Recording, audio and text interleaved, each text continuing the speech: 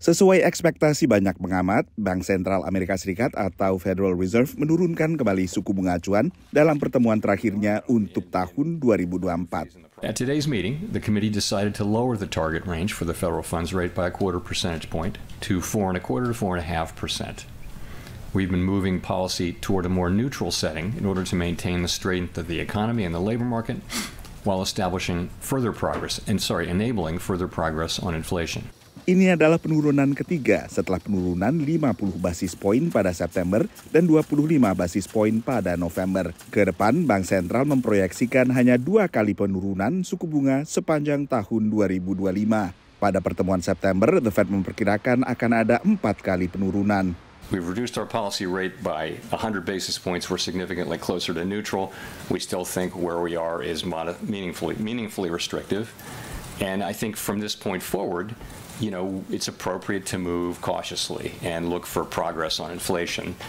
Beragam indikator laju inflasi menunjukkan setelah turun teratur sepanjang tahun, inflasi kembali meningkat signifikan menjelang akhir tahun. Investor pun memahami perubahan proyeksi oleh The Fed. I looked last year, a year ago, we sat here and the Fed was talking 6 or 7 rate cuts in 2024, and this was the third one. So I think 4 to 2 makes sense. I'm at 0 for next year. I don't necessarily think they're going to do that. I think inflation is going to continue to go up. I don't think it's going to go up to 9% or anything, but it's going in the opposite direction of what the Fed wants it to do.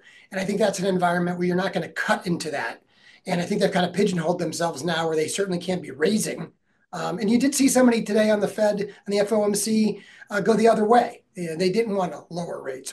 Pada saat yang sama, penciptaan lapangan kerja mengalami perlambatan signifikan akibat suku bunga tinggi, menguatkan desakan bagi The Fed untuk terus melakukan pelonggaran. I don't think inflation is as much of an issue as the people that really fear it. And yes, the headline numbers are going up, but if you look into what makes up that headline number, the housing portion is such a big portion of the headline CPI anyways. And, that is in not real-time data. So if you look at some of the hot markets and if you track real-time rents, we know that those have come down. Pertemuan The Fed selanjutnya yang merupakan pertemuan pertama untuk 2025 bakal berlangsung pada akhir Januari. Dan berbagai faktor akan dipertimbangkan The Fed saat itu, termasuk diantaranya penciptaan lapangan kerja dari data yang terbit dari Debtnaker pada 10 Januari, dan juga data seputar inflasi yang juga terbit pada pertengahan Januari. Dari Washington DC, saya Nova Purwadi dan tim VOA.